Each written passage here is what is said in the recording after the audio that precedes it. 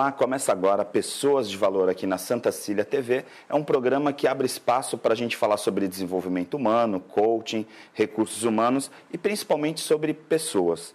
E desde o início do programa, a gente tem trazido uma série de convidados falando sobre treinamento, sobre coaching, e uma área que sempre fica como se estivesse faltando, é uma área que é muito rica, e hoje a gente traz uma convidada aqui para completar um bate-papo que eu e o Roberto Debs vamos fazer com ela, que é a Cris. Cris é a pessoa da yoga. Muito grata pelo convite, eu estou bem feliz por estar aqui e grata também pelo programa, né? A gente tem tanta informação desnecessária e um programa ponto de luz, eu acho que assim é muito bem-vindo. Eu sou super grata. Legal. E a gente também, né? Uma gratidão enorme. A gente tá falando assim numa sequência de programas. O programa é recente, né? Na TV. Sim. A gente tem várias pessoas que comentaram e sempre comentam sobre essa questão do estado de presença, de estar presente aqui agora. Eu gosto muito do Paul Adler, ele fala I'm here now. Né, eu estou presente aqui agora, né? Eu não estou com a minha cabeça em outros lugares. E outro dia eu e o Roberto, nós estávamos conversando também com uma outra pessoa, e aí estava falando sobre o excesso de futuro ou a ausência de futuro, né, Roberto? A gente falou sobre isso outro dia. Depressão, né? A depressão, de a ansiedade, passado. isso. E aí, existe vou chamar de ferramenta, você me corrija se tiver um outro nome, mas a gente tem na meditação e principalmente na yoga, e aí depois você me corrija também, porque tem gente que fala que é yoga, outros que é yoga. Então, assim, eu vou falar yoga, que é o que eu ouço mais e que eu acho que as pessoas em casa falam mais também. Eu vejo nessa prática um momento onde a gente pode efetivamente praticar esse estado de presença. A gente pode dizer que essa prática, essa é a essência da yoga? Sim, esse é um ponto principal do nosso trabalho.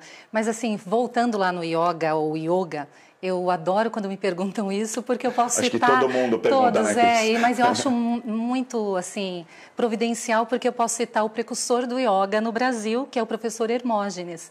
E uma vez, quando perguntaram, creio que foi a primeira vez que perguntaram a ele, é yoga ou yoga? Ele olhou serenamente e perguntou: se você está em São Paulo, você está feliz? E se você está na Bahia, você está feliz? Muda? A essência é a mesma. Então, São Paulo, o paulistano fala feliz. O baiano fala feliz. A essência do yoga é a mesma.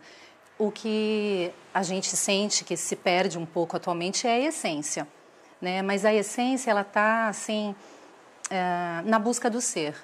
Então, eu sempre falo que não tenho como não citar os textos antigos, védicos, para falar de yoga, né? E dessa presença que você me perguntou. Quais são as grandes buscas do ser? Os Vedas, eles dizem que tem 4 grandes buscas. A primeira é a busca pelo conforto, pela estabilidade. Essa busca é o que a gente... Quando a gente começa a busca? Quando a gente sai do ventre da mãe. Saiu do ventre da mãe, você já quer um colo, e daí busca o prazer, que é o alimento, né? E aí o Freud vem e fala, não, o alimento também é prazer, fonte de prazer. Então é o acolhimento e o prazer, logo em seguida. Então já vem 2. Quando você se torna adulto, você também quer isso. Então você vai buscar trabalho, você quer segurança, você quer estabilidade, quer um lugar que te acolha e quer sentir assim, acolhido.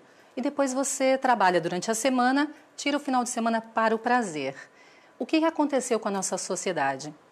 Ela ficou só nesses 2 pilares. Então, eu quero esse conforto, esse acomodar, esse acolher e quero prazer. Só que, quando você busca esse conforto excessivamente, você vai percebendo que hoje você quer um cargo numa empresa. Você consegue, mas você fica vazio. Então, você quer outro cargo maior. E você continua vazio. E aí o seu prazer, não, eu vou programar uma viagem de final de semana. Você volta, ainda não está preenchido. Faz a viagem dos sonhos e você volta e não está preenchido. Então, correr atrás desse conforto e desse prazer vai sempre te levar a essa sensação de vazio. Porque você não está Não pleno, fica completo, né? não está presente, você está ausente. E tudo isso que eu estou falando é para explicar a presença. Até porque são buscas externas, né? Quando a gente está falando tanto de um como de outro, no fundo a gente está buscando a nossa conexão com o meio exterior e não com o interior. E o que não tem problema nenhum, né? Então, lá, essas escrituras de onde o yoga vem, eles dizem, tudo bem, faça isso. Busque esse conforto, essa estabilidade, tenha o seu momento de prazer. E aí entra o terceiro pilar, que aí eu falo que é bem aí que os nossos praticantes chegam.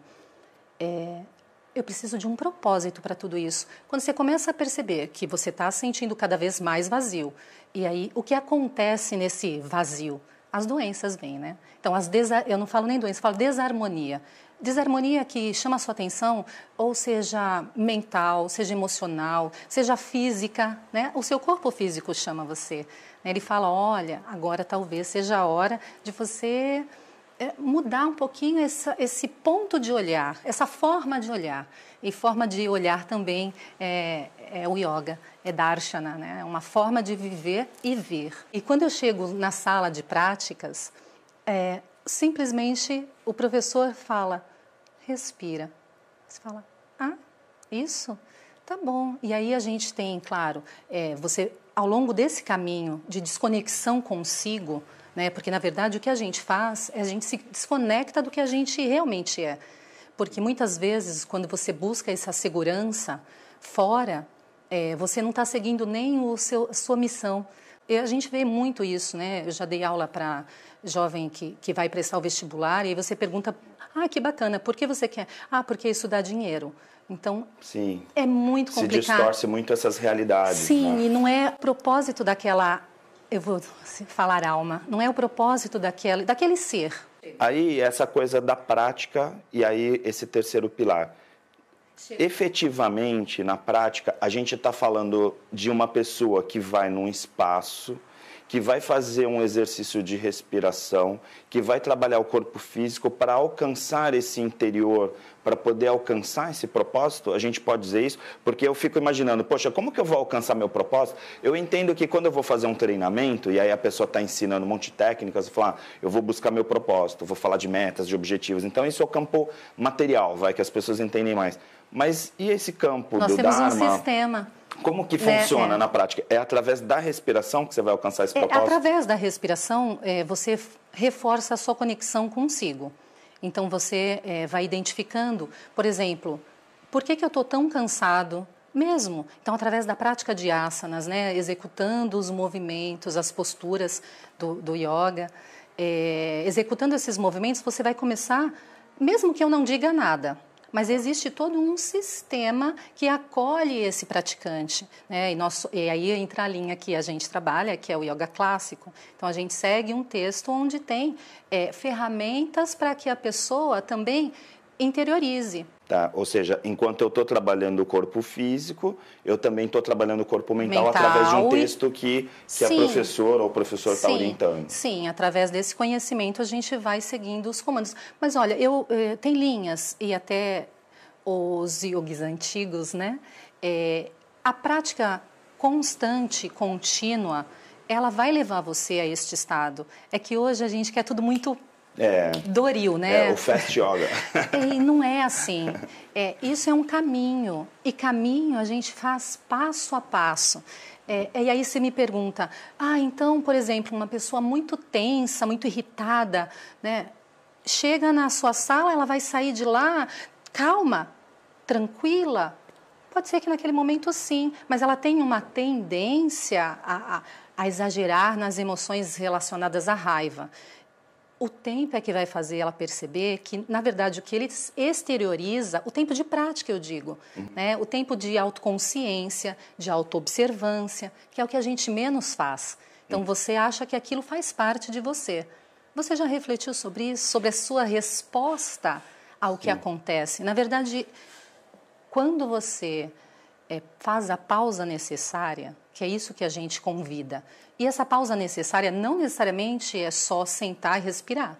Né? A pausa necessária é acolher todos os seus níveis de consciência, inclusive suas dores e seus desconfortos, né? Porque nem sempre um asana, uma postura, vai ser tão agradável. Ela vai tirar você um pouquinho da zona de conforto. Até isso é a ferramenta de observação. Como eu me sinto quando eu saio daquilo que é conhecido e como eu respondo a isso. Tá, peraí.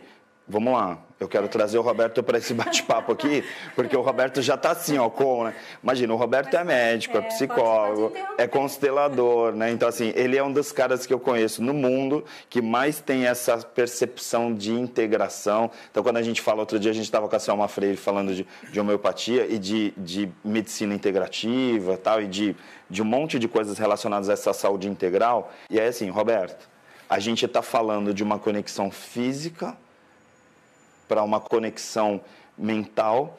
Então, na prática, o inverso também, né? Assim, a pessoa está desalinhada mentalmente, pode trazer problemas para esse corpo físico. Bom, é um prazer estar aqui, né? Eu não vou interromper porque está tão interessante. Ela está dando uma aula para a gente, né? E eu sou adepto, assim, da yoga. Encaminho muitos clientes, amigos para a prática, porque, como eu te disse, eu acredito... Eu entendo a yoga como uma meditação perfeita, porque você traz toda aquela noção de presença do físico, do emocional, da postura, da respiração. Então, é uma prática perfeita. E para a integração, isso é fundamental. E quando a gente fala de algo que é uma verdade, como eu sei que a yoga é, a gente vê a congruência dela com outras práticas, não é? Então, tudo que ela falou me remeteu também a áreas da psicologia, da sistêmica. Então, quando você fala desse caminho, né, que é colocado nas escrituras que embasam a yoga, eu lembrei de Maslow, falando das necessidades, sim, das necessidades, a pirâmide, que começa, né, com as necessidades de segurança, de prazer, até chegar na autorrealização, né? Você vai um caminho e é aquele momento que a pessoa fala, então agora eu preciso de um sentido, qual é a minha missão? Então, e além daquela busca só do prazer, isso me remete também aos conhecimentos, à visão da sistêmica, porque a gente fala na sistêmica, nós estudamos também os níveis do amor, as necessidades básicas, as funções. Então, quando a criança nasce, que é o exemplo que você deu, né, a criança vem do útero da mãe, vem para o colo da mãe, aquele é o momento da função materna estar presente. Né? Então, quando você passa pela função materna, é a segurança, é o acolhimento. Se você tem algum bloqueio, né, alguma interrupção do fluxo do amor nessa fase, muitas vezes quando a gente cresce depois, você tem a falta de ter vivido essa função que pode se manifestar na falta da segurança. Então, pessoas que têm muitos medos, que têm ansiedade, fobias, transtorno do pânico, todas essas questões que a gente vê hoje tanto na atualidade.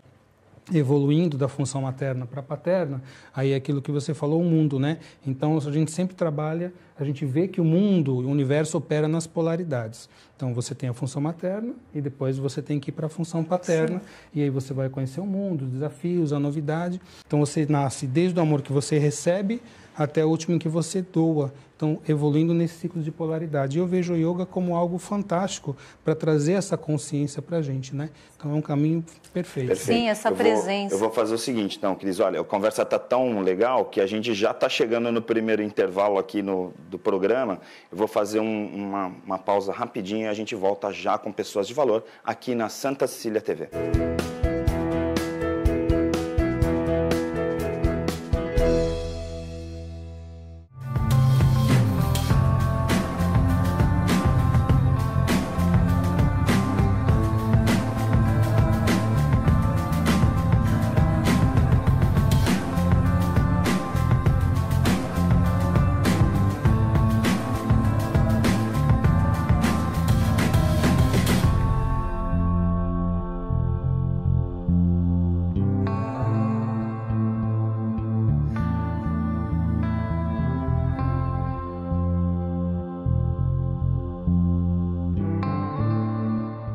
Existe um bebê que é especial, está sempre na moda, bonito pra você. A mamãe e o papai, ele quer agradecer pelo banho de loja da estação do bebê. Roupinhas, acessórios, carrinhos, enxoval, toda a decoração da estação do bebê. Rua Carvalho de Mendonça, 251, Vila Belmiro, Santos. Telefone 3302-1970. O seu bebê feliz na estação do bebê.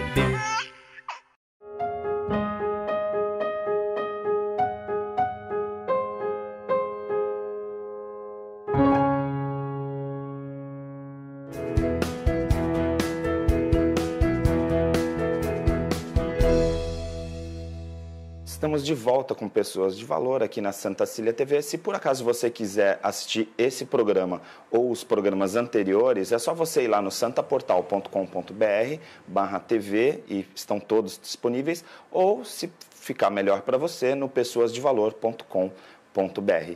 Eu queria entrar esse bloco aqui provocando um pouco vocês, porque também é o meu papel, né, provocar. As pessoas falam de meditação, de estar presente, de tudo isso que é muito lindo, maravilhoso. Só que aí o telespectador que está em casa assistindo, ele fala assim, ah, tá, porque como que no mundo onde a gente demora 30 segundos para responder um WhatsApp, a gente já está recebendo pontos de interrogação, porque a pessoa já quer uma resposta imediata, onde a gente fica 30 segundos numa fila, a pessoa enroscou o cartão dela na sua frente, você já está querendo trocar de fila, como que você vai falar para essa pessoa, para ela parar? Porque me parece que todas essas avenidas que a gente conversa aqui no programa, para chegar nesse estado de consciência, para chegar nesse auge da sua existência, tem a ver com desaceleração, tem a ver com a gente ter mais consciência do que a gente está fazendo. Como fazer com que uma pessoa pare meia hora, uma hora, para encontrar esse Dharma? Olha, o quarto passo, Então, né, eu falei das quatro buscas, né, essenciais do ser. As 4 buscas essenciais do ser humano. Então, aí você foi lá, preciso de um propósito, vou lá naquela sala, ver aquele pessoal lá. Porque às vezes acontece isso. Sim. Já recebi muito praticante assim. O médico Cheio de falou, objeções, super. né? Mas tudo bem. E aí você começa a se libertar, né? Que é o quarto passo, que é a libertação. Essa pessoa que está assistindo, que nunca teve contato, questiona. Não precisa meia hora, não precisa uma hora, né? Basta que você tenha disposição e fique 1 minuto. Eu falo isso para os meus alunos, porque não é porque eu estou disposto, eu chego na sala e eu já vou praticar meia hora de meditação. Não. Tem praticante que faz a sua prática, que eu acho isso muito rico, para aquele ser que chegou ali, nessa loucura toda, envolvido totalmente, achando que era tudo aquilo, né? Então, ele já se deu essa oportunidade de ficar 1 hora prestando atenção em si, nos seus próprios movimentos, no seu próprio corpo, nas suas respostas. Então, ele já está assim, meio caminho andado. Mas mesmo ele tem as dificuldades que ele vai colocar para praticar a meditação. É treino, é vontade, é necessidade, mas eu creio que a vontade ela está acima de tudo. Então, se determine.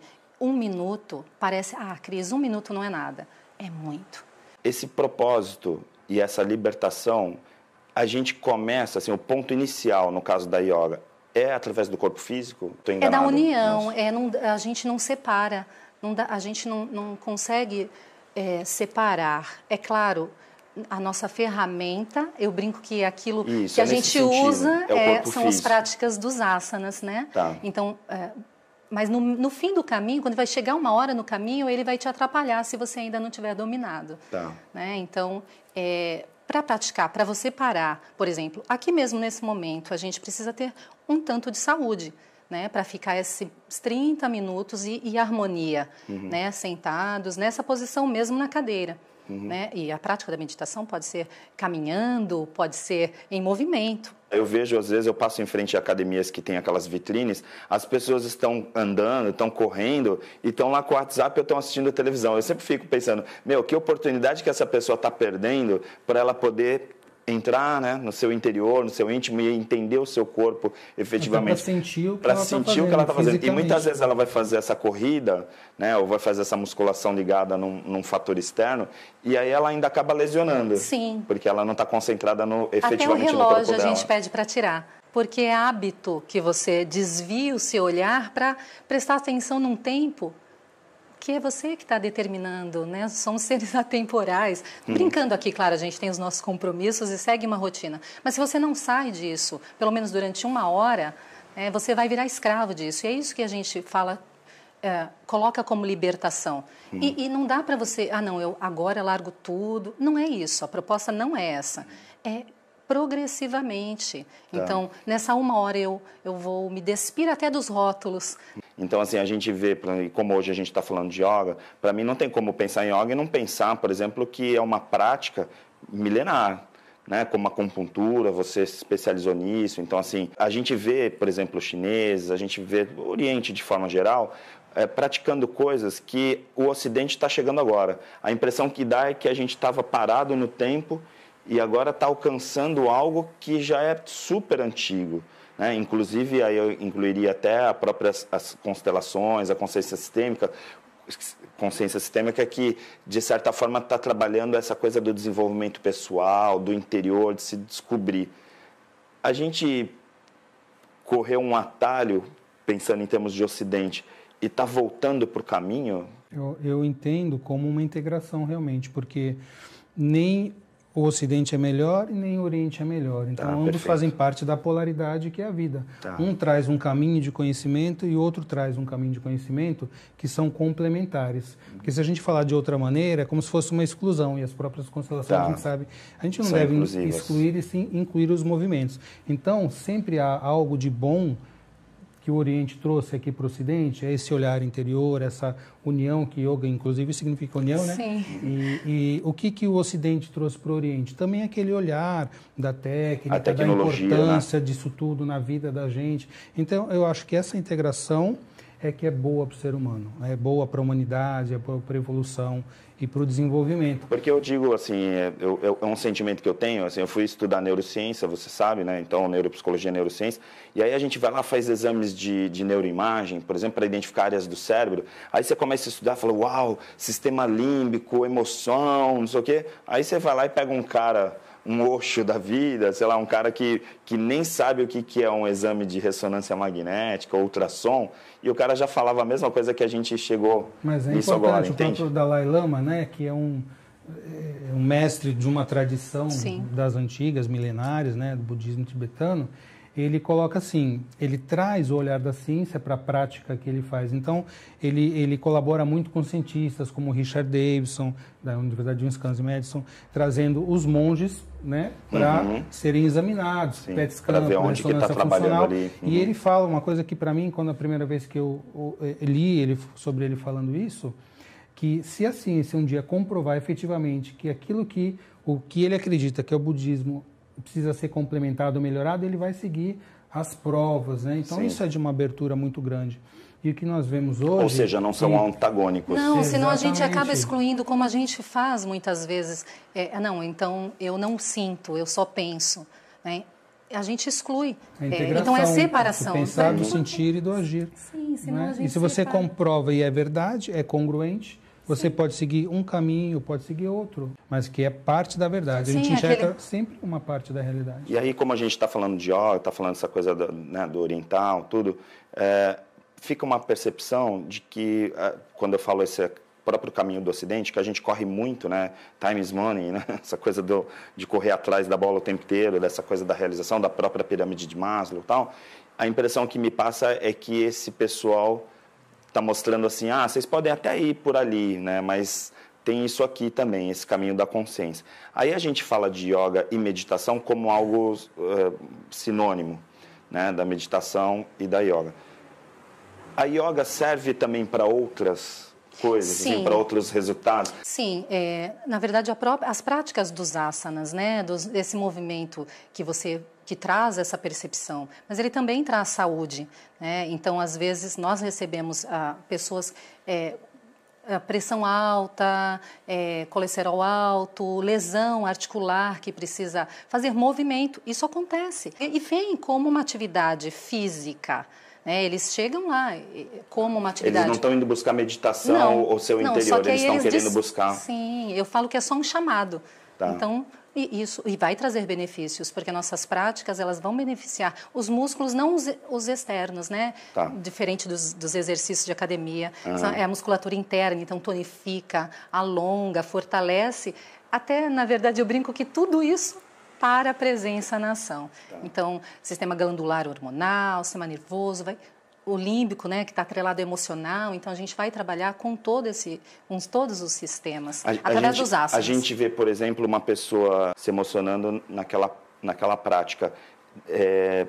Tecnicamente falando, naquele momento ela está alcançando alguns pontos, seria isso? Sim, algumas dimensões dela, do ser completo que ela é, né? Inclusive alguns traumas da história de vida dela que você acessa através do corpo, porque as memórias ficam no corpo também. Sim, por isso eu costumo dizer sem violência. Eu ativei ali uma determinada área por causa da prática e aí despertou essa memória, no caso. Então ela pode trazer isso para a consciência e trabalhar a integração disso, como outras práticas o fazem também. Por exemplo, o MDR, que é aquela técnica dos movimentos oculares, em que você integra na tua neurologia, vamos dizer, no teu cérebro, traumas que estão lá inconscientes, às vezes porque um trauma em alguma fase da infância que desencadeia um processo para a vida adulta inconsciente, onde você vai ficar preso, aí desenvolve os traços do caráter, que a gente estuda na consciência sistêmica. Se você consegue integrar isso, trazer essa informação, que é um trauma, essa vivência, para a consciência, você consegue, de alguma maneira, lidar com isso e caminhar para o saudável. Que essa é a busca, acho que, de todas as áreas, inclusive da yoga. Perfeito. Cris, tem contraindicação? Por exemplo, uma pessoa a partir de tal idade pode fazer, ou uma pessoa a partir de tal idade não pode fazer? Existem algumas restrições físicas, por exemplo, ou mentais? Na verdade, eu também gosto muito de responder. E eu gosto, um mestre, ele diz, né, reverbera até hoje. Se você tem um corpo, o yoga é para você. Tá. Legal, então eu vou passar a agenda para vocês, lembrando, né, que dia 4 de julho, eu e o Dr. Roberto, a gente vai estar fazendo o projeto Calma aqui em Santos, uma super oportunidade de você encontrar a gente pessoalmente e praticar uma série de vivências e dinâmicas e discutir um pouquinho essa vida acelerada de ansiedade que a gente vive, tá bom? Fique com a programação da Santa Cília TV e a gente volta na semana que vem.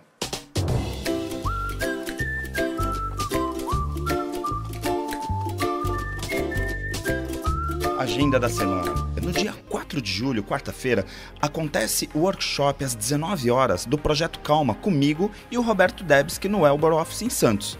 O Arquitetando Emoções acontece nos dias 13, 14 e 15 de julho no Litoral Norte. São 3 dias de vivências intensas trabalhando a inteligência emocional. Já estão abertas também as inscrições para o próximo Marca Pessoal, que acontece nos dias 4 e 5 de agosto na Fazenda Recanto das Águas.